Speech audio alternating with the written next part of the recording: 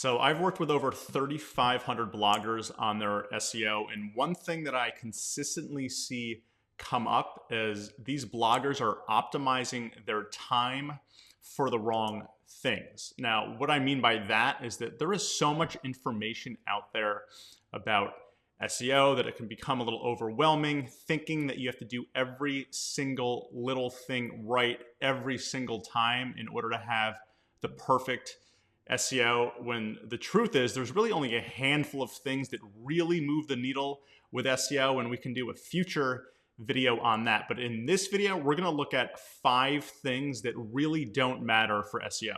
So number 1 is domain authority. So as you can see here in this post from a blogging Facebook group, so this person is saying, I'm wondering if anyone knew of any ways to increase the domain authority of your site. I am currently only at a 6 and really need help to increase it. My goal is to be 15 to 20 by the end of the year. So I'm cheating a little bit with this one because look, backlinks do matter for SEO very much so. And domain authority is kind of a third-party metric to try to track how good your backlinks are, but domain authority or domain rating doesn't matter for SEO. Google does not use domain authority as any kind of ranking factor. So domain authority, again, to be fair, has some good use, right? It's not completely useless. It can give us a general idea, again, of how much authority our site has or how good our backlinks are overall. But the goal, right? The goal is not to build your domain authority, okay? This is important here. The goal is to build high quality backlinks naturally. That's the goal, because yes, links do help your SEO. So if you're building natural backlinks, high quality backlinks, as a result of that, your DA should go up. But the goal is not to get our DA to go up 10 or 15 points. The goal is to consistently build good backlinks back to our blog. And again, despite what some other YouTube channels might say, backlinks are not only important for your SEO, important for ranking, they're arguably the most important part of doing SEO. So you can see here from inside of Ahrefs, I'm showing you my personal finance site, Credit Takeoff. You can see some of the links that I've gotten naturally: Business Insider, Huffington Post, CNBC.com, Time.com, Yahoo Finance, QuickBooks, etc. So these links were built naturally by me over time. They help my rankings, they help my traffic. You know, this site did, I think, over $150,000 last year just from affiliate marketing, all Google traffic, and a big part of that traffic, a big part of those rankings was me building up my authority with links. So I am focused on building good links. I'm not focused on my domain authority. Again, my domain authority should naturally go up as I build real quality links, but the focus is on the links, not the domain authority. All right, the second thing that doesn't really matter for your SEO is the word count of your blog posts. So you can see from this Facebook post here, and this blogger is saying, I've been consciously trying to write much longer, valuable content, 1,900 plus words, to help with SEO later on. Just want to know if super long material, 1,900 plus words, is really necessary, and if others have had success ranking well with shorter posts. So look, I don't know where this idea came from in the blogosphere that longer posts do better with SEO, or you have to write, you know, the number I usually see is 2,000 words or 2,500 words for every single blog post. In that example I showed you, I'm not sure where that blogger got tripped up on 1,900 words, right? It's very, very specific, but you see this all over the place in all these blogging Facebook groups that for SEO, every post needs to be 2,000 words or 2,500 words, and that's just not true. So when it comes to word count, what you really have to think about is the intent behind the search, right? Why is that person searching for that keyword in Google? What problem are they trying to solve? What answer are they trying to get to a question, right? What is the intent behind the keyword? And once you understand the intent, then you can figure out what type of post you should write. For example, if I was typing into Google how to tie my shoes, okay, I probably don't need a 3,000 word blog post to understand how to do that. In fact, a YouTube video embedded in a post with very short step-by-step instructions, maybe under 100 words, would really hit that user intent much more so than a 3,000 word post, right? So to say every single post needs to be X amount of words just doesn't make sense when you take a step back and think about it logically. Now, on the other hand, if someone typed into Google how to save for retirement, okay, so that's a big, meaty topic. It's got lots of subtopics in there, lots of questions we can answer, and we can probably write, I don't know, 5,000 words if we wanted to write the ultimate guide to saving for retirement, okay? And that's because the intent of the user, right, that's such a broad, big keyword that covers so many topics and so many questions that we can address those topics and questions in our post. And so naturally, because of the intent behind the keyword, our post is going to be longer.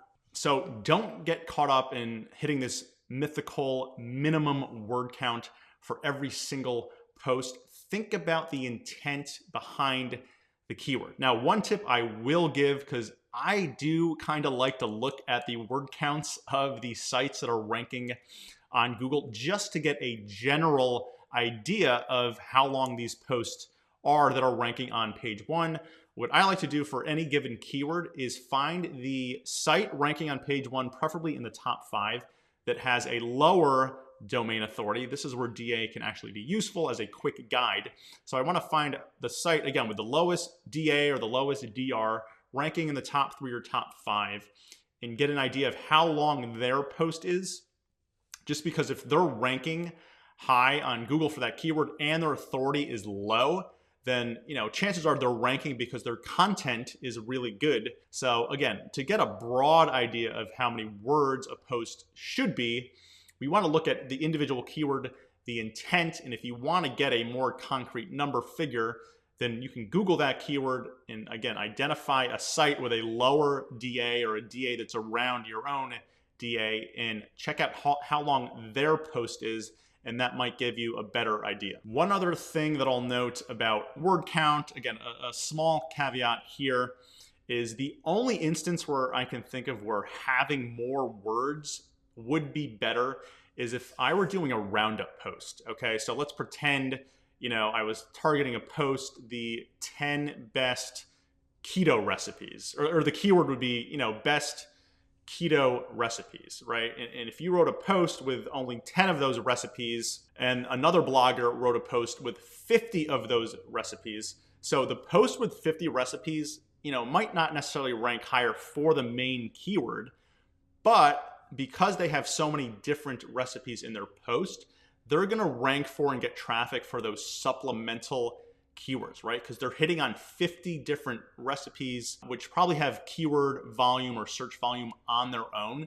So the fact that that post is 5 times longer with 5 times as many recipes gives them a better chance to rank for those other keywords, right? That the first post just isn't even writing about at all. So I do think for roundup posts, there's potential to write a longer post. Again, not necessarily for the main or the head keyword, but for all of those supplemental keywords. All right, so number 3 is getting the green lights to show up in Yoast. So you've probably heard about Yoast and all of the lights and how everyone's obsessed with making sure that their Yoast is on point here. So for example, in this Facebook post, you can see this person saying, "I feel so proud of myself. I just took an hour and a half to edit a post I did last week to get it SEO approved with green checks from the Yoast SEO." So you'll see this thing from bloggers who are fairly new to SEO, and they've heard about Yoast, and they think all SEO is getting those green check marks in the Yoast plugin to show up. Now, of course, that's not true. There's a lot of things in Yoast, and we'll look at a couple that don't really matter at all. So again, Yoast is a useful tool. It's kind of like domain authority where it's not useless. It has some utility, but it's not something that we have to strictly follow, right? We don't have to hit all of the green lights in order to say that our SEO is good for that post. So you've probably seen the lights inside of Yoast. Here's what it looks like in kind of a dummy post that I have on my site. And you can see the red lights, the orange lights, and the green lights. So again, people spend, and that person spent an hour and a half getting all of their lights to turn green. Now, some of these things are useful, like having internal links on your post is generally a good idea, but some of these things I just don't pay any attention to. So one you'll see up here is the key phrase length, and then one you'll see all the way at the bottom, which we already talked about, is the text length, right? How long is your post? And we already discussed that doesn't really matter at all. So use Yoast as a guide, right? You can quickly check it before you hit publish on a post. And some of those things will make sense, like again, internal links, having your keyword in your header, but some of them don't really make sense at all. So don't be afraid to hit publish before getting your lights green. Don't spend an hour and a half trying to get all of those lights green, because getting the Yoast lights green is not doing SEO. It's just a tool. It's just a guide that we can kind of pay attention to, but at the end of the day, it doesn't really matter. All right, so number 4 is bounce rate. And this is a big one in all of these blogging communities on Facebook. People are obsessed with lowering their bounce rate, right? And a bounce is just when an individual comes to your site and doesn't click on any other page or post on your blog, right? So maybe they come to your site from Google, they read one post and they hit X and they're gone, right? And that counts as a bounce. And for some reason, people are obsessed with bounce rate. They don't want to have people bounce from their site. They think it's so bad for SEO. And you can see what I mean in this Facebook post here, right? I'm very confused. I spoke with a few bloggers about bounce rate the other day, and it was determined that I needed to add more interlinking content. That's something I'll be doing going forward, hopefully to drop the abysmal bounce rate that I have. So for one, this is why we try to avoid random blogging Facebook groups talking about SEO with people who don't know anything about SEO. That's number 1. But number 2, Google has gone on the record time after time after time saying bounce rate does not affect your SEO. So we see this article here from Search Engine Roundtable, the headline, Google again, we don't look at analytics bounce rates for ranking. And it says, again, Google has said that it does not look at analytics bounce rate data for ranking websites. And if we scroll down to the bottom here, it says Google said this in 2017, 2018, 2019, and 2020. Google said bounce rates are not good signal, right? And if we think about this logically, bounce rate is not a good signal on whether your content is any good, right? Because if I Google a keyword, like we talked about earlier, how to save for retirement, and I land on your post from Google, and I read your whole post, and then I X out of your site, well, that could mean that your post was so good, I didn't need to read any other article, right? I was so satisfied with your post. I got all of the answers to my questions. I read it, and then I X'd out, and I went about my day. Now that counts as a bounce, right? And that person in that Facebook group is trying to say, I need to lower my bounce rate. Bounce rate is bad.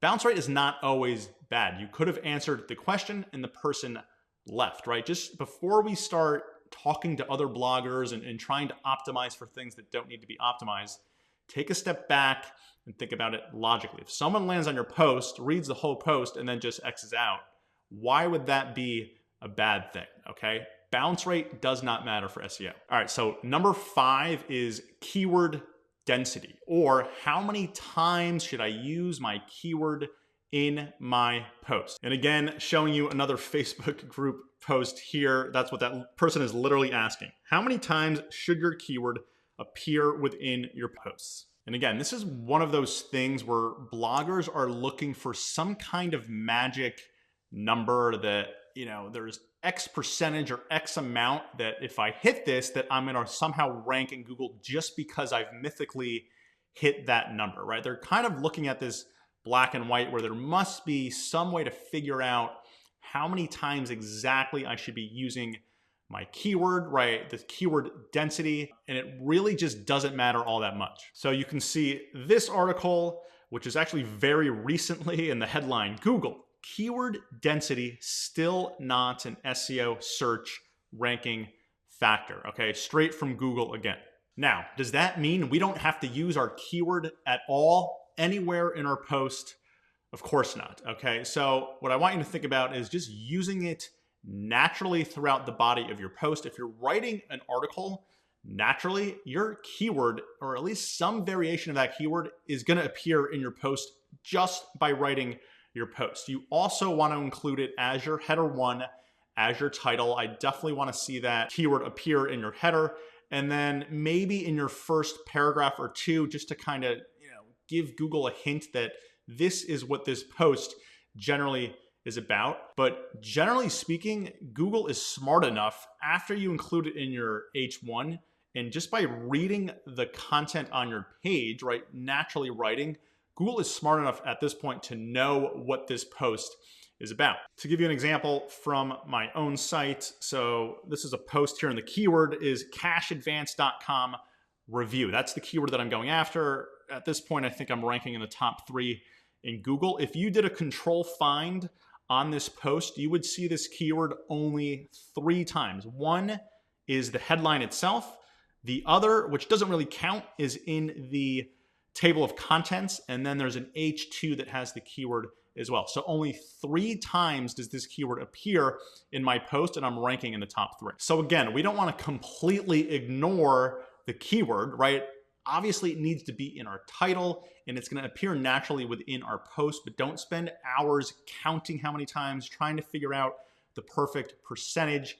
Keyword density doesn't matter, and Google has said that many times. All right, guys, if you enjoyed this video, do me a favor, hit that like button, give me a follow, and let me know in the comments, what is the one thing for SEO you see a lot of bloggers focusing on that doesn't really matter?